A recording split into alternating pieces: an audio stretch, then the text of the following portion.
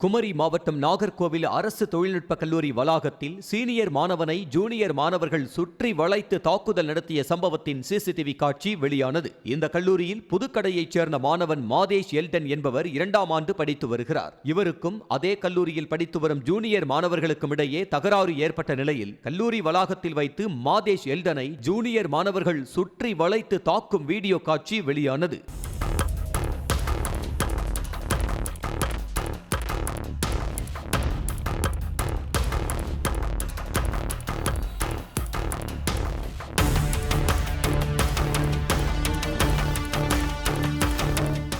நான் சும்மா இருக்கும்போது அவன் வந்து நேற்று அந்த பஸ் ஸ்டாண்டில் என்ன வம்பிழுத்தான். அப்போ நான் பிபின்னு அவங்க டிபார்ட்மெண்ட் 3rd இயர் இசியில் உள்ளவங்க.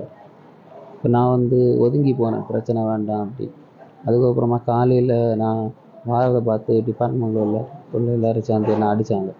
அடிச்சுட்டு அதுக்கப்புறமா இன்னும் ஒரு 30 பேர் சேர்ந்து என்னை அடித்தாங்க திருப்பி. நான் அதுக்கப்புறமா அடுத்து அப்படியே வாங்கிட்டேன். என்ன ஃப்ரெண்டு தான் கொண்டு வந்து இங்கே சேர்த்தேன்.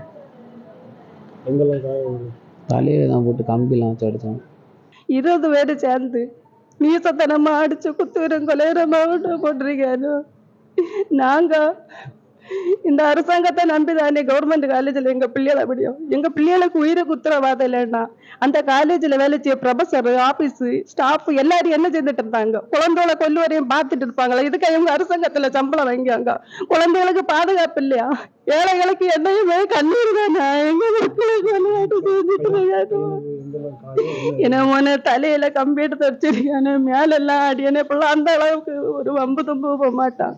வீடை விட்டு வெளியில இறங்க மாட்டான். ஏன்னா பொண்ணு போன இந்த கேவலமா இப்படி குத்துயிரும் கொலவரமா அடிச்சவனோட அவனை யாரா இருந்தாலும் சார் நீங்க இதுக்கு நடவடிக்கை எடுக்கணும். ஏழைகளுக்கு நியாயம் கிடைக்கணும். உங்களை நம்பிதான் இருக்கணும். முதலமைச்சர் ஐயா போலீஸ் வந்து பார்த்துட்டு போனாங்க. என் பிள்ளை தலை வலிச்சு பேச முடியாத மயங்கி கிடைக்கான். பையன் ஒரு போன் பண்ணி தான் நான் ஓடி வந்தேன்.